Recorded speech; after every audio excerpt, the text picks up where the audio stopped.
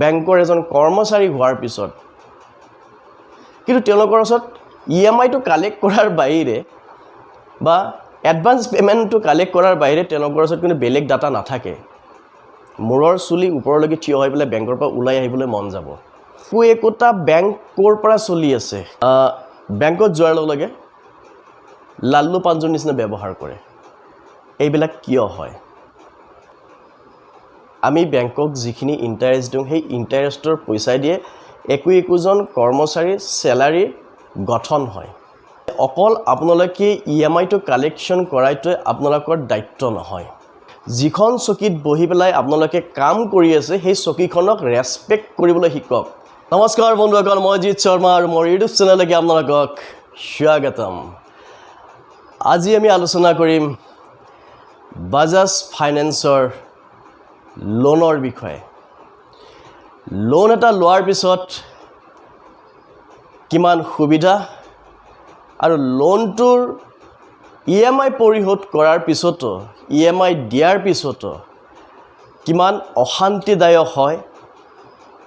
এই বিষয়ে মই ইয়াৰ কেইদিনমান আগতে এটা ভিডিঅ' বনাইছিলোঁ তাত স্পষ্টভাৱে মই কিছুমান কল ৰেকৰ্ডিং আপোনালোকক শুনাইছিলোঁ আৰু আজি মই শুনাম গুৱাহাটী মেইন ব্ৰাঞ্চত থকা বাজাজ ফাইনেন্সৰ যিজন নৰ্থ ইষ্ট হেডৰ লগত মই কথা পাতিছিলোঁ ইএমআই দিয়াৰ পিছতো যিখিনি মোৰ তালৈকে কল আহিছিল যিখিনি মোক মেণ্টেলি এটা টৰ্চাৰ কৰাৰ নিচিনা হৈছিলে লগতে এডভান্স ইএমআই দিয়াৰ কথাক লৈ পেলাই বাৰে বাৰে দিনটোত 8-10 বাৰ ফোন কৰা হৈছিলে এই বিষয়ে আগৰ ভিডিঅ'টোত কোৱা হৈছিলে আৰু এই বিষয়ে মই নৰ্থ ইষ্ট হেড যিজন হয় তেওঁক মই কৈছিলোঁ আৰু তেখেতে অভাৰ টেলিফোনিক মোক কি ছাজেশ্যন দিছিলে সেই কথাখিনি আপোনালোকক শুনাই লৈছোঁ এবাৰ শুনি ল'ব নেক্সট মান্থৰ ইএমআই যিটো আপোনাৰ ইএমআইটো মোৰ একাউণ্টছৰ পৰা কাটিব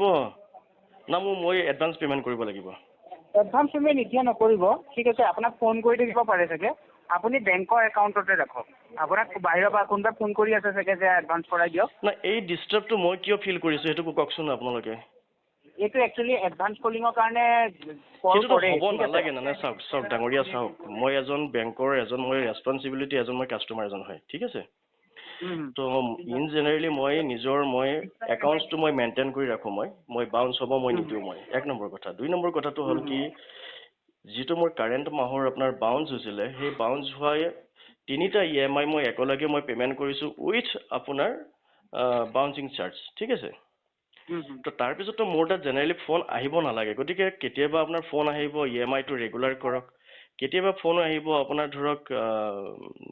এডভান্স পে'মেণ্ট কৰক তো এতিয়া ফটককৈ এটা ধৰক ইন জেনেৰেলি আপোনাৰ ক্ষেত্ৰতো যদি হয় যদি আপুনি সেইটো ডিষ্টাৰ্ব ফিল কৰিব এতিয়া ফোন এটা ধৰক অহাৰ লগে আপুনি ধৰক দৌৰি যাব গতিকে মোৰো তেনেকুৱা হৈ আছে মই এই ফিলটো কৰি আছোঁ আজি প্ৰায় মই যোৱা 24 তাৰিখৰ পৰা মই এই ফিলটো কৰি আছোঁ আপুনি এতিয়া এটা কাম কৰক এডভান্স কৰিব নালাগে আপুনি বেংকত ৰাখি থৈ দিয়ক ঠিক আছে বেংকত ৰাখি দিয়ক বেংকৰ পৰা অট'মেটিক ক্লিয়াৰ হৈ যাব না তেওঁলোকে যে ধৰক মোক যে কৈ আছে যে সেইটো অকল আপোনাক নহয় দাদা মই আপোনাক কওঁ এইটো গোটেই অল ইণ্ডিয়াত চবকে কল কৰে যদি এডভান্স পে'মেণ্টৰ কাৰণে কৰে এইটো ময়ো ৰখাব নোৱাৰোঁ কোনেও ৰখাব নোৱাৰে আপুনি কল ইগন'ৰ কৰাৰ বাহিৰে বেলেগ একো অপশ্যন নাই এইটোত আপুনি হয়তো পে'মেণ্ট মই এতিয়া এইটো কাৰণে কৰিব যদি 20 তাৰিখ হ'লহেঁতেন আৰু চাওক এডভান্স পে'মেণ্ট কৰিব দিছে বহুত কিছুমান হেৰিও থাকে ক'ব নোৱাৰি কোন হয় কি হয় একো নাজানো আপুনি মোৰ লগত কথা পাতিছে মই আপোনাক এইটোৱে ছাজেষ্ট কৰিম যে বেংকত ৰাখি থৈ দিয়ক কলটো ইগন'ৰ কৰক বাছ ইমানখিনি কথাটো গম পালে দিনটোত এবাৰ দুবাৰ কল কৰিব যেতিয়া ইগন'ৰ কৰিব কলটো এনেও বন্ধ হৈ যাব কলটো আপোনাৰ 30 তাৰিখলৈকে আহিয়ে থাকিব 1 তাৰিখৰ পৰা আৰু আহাৰ বন্ধ হৈ যাব 2 তাৰিখে টাৰ্গেট থাকে নেকি সেই টাৰ্গেটবিলাকৰ কাৰণে চাওক হ'ব পাৰে কাৰণ চাওক এইটো চেণ্ট্ৰেল টিমৰ পৰা কল আহে এইটোত আমিও ৰখাব নোৱাৰোঁ ঠিক আছে এটা চাওকচোন আপোনাক মই হাৰ্ডলি ৰিকুৱেষ্ট এটা কৰিছো আপুনি মোৰ কথাখিনি বুজক নহয় একদম আপুনি বেয়া নাপাব মোৰ হাতত কোনো এইটো অপচন ক'ৰ পৰা কল কৰে মই ইনফেক্ট মই আপোনাক সেইটো ডেটা দিব নোৱাৰো নহয় চাওক আমি ধৰক ইন জেনেৰেলি আমি ধৰক বিভিন্ন ধৰক ছ'চিয়েল মাধ্যমতে হওক বা বিভিন্ন ধৰণৰ নিউজত আমি কিছুমান পাওঁ আমি যে কাষ্টমাৰে ধৰক পে'মেণ্ট নকৰিলে ধৰক কালেকশ্যন এজেঞ্চিবিলাকে ধৰক বা আপোনালোকৰ বেংকৰ ফালৰ পৰা খুব বেয়াকৈ ব্যৱহাৰ কৰে আপোনালোকৰ কিন্তু এজ পাৰ ল হিচাপে সুপ্ৰিম কোৰ্টৰ অৰ্ডাৰ হিচাপে সেইখিনি ধৰক কৰিব নোৱাৰে আচলতে লিগেল একশ্যন ল'ব পাৰে বাট কথাটো হ'ল কি এজন কাষ্টমাৰে পে'মেণ্ট ক্লিয়াৰ কৰাৰ পিছতো ডিউটো ক্লিয়াৰ কৰাৰ পিছতো ধৰক এটা ডিষ্টাৰ্ব নহয় আপোনাক কল কৰি আছে একচুৱেলি কল কৰি আছে যাতে এডভান্স পে'মেণ্ট কৰি দিয়ক বেংক সেইটো কাৰণে কল কৰি আছে আপোনাক পে'মেণ্ট কৰি দিয়ক বেংক সেইটো কাৰণে কল কৰি আছে আপোনাক পে'মেণ্ট অভাৰ ডিউ কাৰণে কল কৰি থকা নাই পাইছোঁ বাৰু ঠিক আছে বাৰু আপোনাৰ কথাটো বাৰু মই একচেপ্ট কৰিছোঁ কাৰণ তেওঁলোকে মোক যি গতিকে কৈছে যে আপুনি ধৰক যদি এডভান্স পে'মেণ্ট নকৰে তেতিয়াহ'লে আপুনি নেক্সট মান্থত বাউন্স চাৰ্জ দিবৰ কাৰণে আপুনি সাজু থাকক এইটো আৰু কেনেকুৱা কথা কওকচোন সেইটোতো নহয় দাদা আপোনাৰ বেংকৰ পৰা ক্লিয়াৰ হ'লে বাউন্স চাৰ্জ ল'ব নেকি বেংকৰ পৰা আপোনাৰ চাফিচিয়েণ্ট ফাণ্ড ৰাখক বেংকৰ পৰা ক্লিয়াৰ হৈ যাব 2 তাৰিখত বাৰু ঠিক আছে আপোনাৰ খালি একদিন আগত 2 তাৰিখে নাৰাখিব এভেইলেবল বেলেঞ্চটো 1 তাৰিখে মেক্সিমাম 1 তাৰিখতে ৰাখি দিব ঠিক আছে 2 তাৰিখলৈকে নাযাব মই 1 তাৰিখে মই পে'মেণ্টটো মই ডিপজিট কৰি থৈ দিওঁ মই মানে বহুতে কেতিয়াবা এনেকুৱা কৰে যে 2 তাৰিখে কাটিব 2 তাৰিখে জমা কৰি দিওঁ তেনেকুৱা হ'লে মানে এইটো বাউন্স হোৱাৰ চান্সেছ বহুত থাকে সেইকাৰণে একদিন আগত ৰাখিব তেতিয়া কোনো ইছ্যু গম পাইছোঁ কাৰণ মোৰ এটা চিন্তা এটা হয়তো কাৰণ যিগতিকে মই এজন কাষ্টমাৰ কাৰণ মোৰ চিভিলটো মই কেতিয়াও বেয়া হোৱাটো মই নিবিচাৰোঁ মই সেইটো হয় কাৰণ ফিউচাৰ মোৰ ধৰক আৰু লোনৰ টাৰ্গেট আছে মই আকৌ লোন ল'ব লগা আছে মোৰ আচ্ছা ঠিক আছে বাৰু থেংক ইউ বাৰু কথাখিনি শুনিলে ঠিক আছে কথাখিনি নিশ্চয় আপোনালোকে শুনিলে গতিকে কথাটো হ'ল কি এই যে EMI পৰিশোধ কৰাৰ পিছতো বা EMI দিয়াৰ পিছতো বাৰে বাৰে যে কল চেণ্টাৰৰ পৰা ফোন কৰি পেলাই যে এই হাৰাছমেণ্টটো যে কৰে যে কিয় কৰে তাৰ কিবা অথৰিটি আছে নেকি কাৰোবাক হাৰাছমেণ্ট কৰাৰ কাৰোবাক মেণ্টেলি ডিষ্টাৰ্ব দিয়াৰ কিবা অথৰিটি আছে জানো আৰু যদি আছে মই নাজানো কিন্তু মই যিমান দূৰ জানো যে আমি যেতিয়া বেংকৰ পৰা এটা লোন লওঁ সেই লোনটোৰ EMI এভৰি মান্থত বেংকৰ পাৰ্চনেল একাউণ্টৰ পৰা আপোনাৰে হওক বা মোৰে হওক পাৰ্চনেল একাউণ্টৰ পৰা EMI-টো যাব লাগে যদি আমি সেই EMI-টো যদি আমি একাউণ্টত যদি নাৰাখোঁ যদি তাৰ ফলত কি হয় EMI-টো বাউন্স হয় আপুনি বা মই সেই EMI-টোৰ লগত বাউন্স চাৰ্জ দিব লাগে গতিকে বাউন্স চাৰ্জখিনি দিয়াৰ পিছত EMI-খিনি দিয়াৰ পিছত বাৰে বাৰে আকৌ ফোনছ কল অহাটো কিমান যুক্তিকৰ কথা বা নেক্সট মান্থৰ পে'মেণ্টটোৰ কাৰণে নেক্সট মান্থৰ EMI-টোৰ কাৰণে বাৰে বাৰে কল আহি থকাটো কিমান যুক্তিকৰ কথা এনেকুৱা কিবা ৰুল ৰেগুলেশ্যন আছে জানো গতিকে কথাটো হ'ল কি EMI-খিনি দিয়াৰ পিছত নেক্সট মান্থত আকৌ সেই EMI-ৰ লগত কিছুমান তেওঁলোকে চাৰ্জ কাটিছে বেলেগ চাৰ্জ কিছুমানে কাটিছে এই কিহৰ কাৰণে এইবিলাক চাৰ্জ কাটে নাজানো কাৰণ প্ৰথম কথাটো হ'ল কি এটা EMI আমি যেতিয়া দিওঁ উইথ ইণ্টাৰেষ্ট দিয়া হয় ইণ্টাৰেষ্টটোৰ লগত যদি বাউন্স হয় যদি বাউন্স চাৰ্জখিনি দিয়া হয় তাৰপিছত আগ্ৰম বাগ্ৰম কিছুমান এড কৰি পেলাই এইবিলাক যে লয় যে তাৰ কিবা RBIৰ কিবা ৰিজাৰ্ভ বেংক অফ ইণ্ডিয়াৰ কিবা ৰুলছ আছে নেকি এই বিষয়ে কিন্তু মই জ্ঞাত নহয় আৰু সেইবাবে আজি এই ভিডিঅ'টো প্ৰস্তুত কৰিছোঁ আৰু আপোনালোকৰ মাজলৈকে এই ভিডিঅ'টো মই পঠিয়াই দিছোঁ আপোনালোকে কমেণ্ট বক্সত জনাব যে তেনেকৈ কিবা নিয়ম আছে নেকি কোনোবাই ৰেগুলাৰলি EMI দিয়া নাই বা দিব পৰা নাই তাৰ ওপৰত বেংকে বিহিত ব্যৱস্থা ল'ব পাৰে এজ পাৰ ল কিন্তু EMI এটা আপোনাৰ যোৱাৰ পিছত EMI এটা দিয়াৰ পিছত লেট ফাইন দিয়াৰ পিছত বাউন্স চাৰ্জ দিয়াৰ পিছত বা বাৰে বাৰে ফোন কল আহি থকাটো কিমান যুক্তিকৰ কথা সেইটো মই জ্ঞাত নহয় আৰু সেইকাৰণে আজি এই ভিডিঅ'টো প্ৰস্তুত কৰিব লগা হৈছে ইয়াতে আৰু দুটামান কথা আছে কথাকেইটা হ'ল কি কিবা এটা যদি সমস্যা থাকে যদি কিবা এটা কথা যদি জানিব লগা থাকে যদি আপুনি যদি সেই মানুহখিনিক যদি যিখিনি মানুহে আপোনাৰ পৰা EMI বিচাৰি আছে, আপোনাৰ পৰা এডভান্স পেমেন্ট বিচাৰি আছে, সেইখিনিক যদি আপুনি যদি কোৱেশ্চন কৰে যে মোৰ এই সমস্যাটো কিয় হৈছে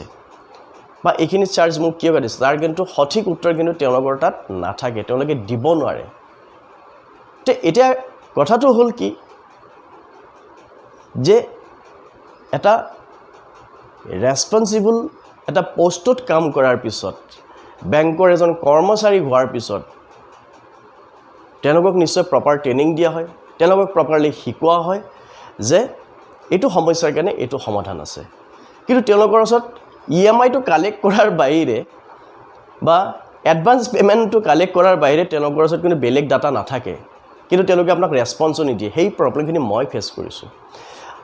আনফালে যদি আপুনি যদি বেংকত যদি যায়, যদি বেংকত গৈ পেলাই যদি কথাখিনি যদি সোধে, যদি তাতো আপুনি ইমান ধুনীয়াকৈ আপুনি ৰেছপন্স পাব নহয়, মূৰৰ চুলি ওপৰলৈকে থিয় হৈ পেলাই বেংকৰ পৰা ওলাই আহিবলৈ মন যাব। গতিকে কথাটো হ'ল কি, একোটা বেংক ক'ৰ পৰা চলি আছে, কাৰ পৰা চলি আছে, কেনেকৈ চলি আছে, আমাৰ নিচিনা গ্ৰাহকৰ পৰাহে এটা বেংক চলে। আমি EMI দিওঁ, আমি ইণ্টাৰেষ্ট দিওঁ, আমাৰ ইণ্টাৰেষ্টৰ পইচাইদি এটা বেংক চলে। আৰু কাষ্টমাৰ এজনক যদি ভাল ব্যৱহাৰ যদি কৰিব যদি নোৱাৰে, সেই কাষ্টমাৰজনে ছেকেণ্ড টাইম সেই বেংকৰ পৰা লোন ল'ব জানো? গতিকে আল্টিমেট এজন কাষ্টমাৰ হেৰুৱা মানে কি, বেংকে এটা বিজনেছ হেৰালে। তো এনেকৈ এই যিবিলাক প্ৰাইভেট ছেক্টৰ বেংক আছে, প্ৰাইভেট ছেক্টৰ বেংকবিলাকে বেংকত যোৱাৰ লগে লগে লাল্লু পাঞ্জুৰ নিচিনা ব্যৱহাৰ কৰে। এইবিলাক কিয় হয়? আছে কেইটামান বেংক আছে, অনাগত দিনত এই বিষয়ে মই আপোনালোকৰ ওচৰত ভিডিঅ' মই বনাই পেলাই দেখুৱাম। মই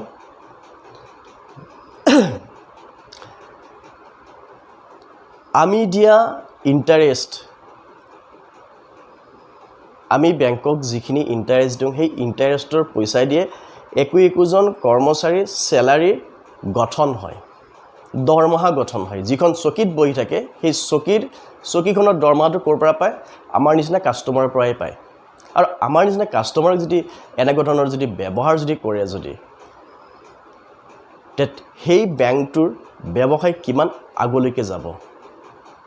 ক্ৰমান্বয়ে সেই ব্যৱসায়টো কমি আহিব। গতিকে আশা কৰোঁ মোৰ এই ভিডিঅ'টোৰ জৰিয়তে মই বাজাজ ফাইনেন্সৰ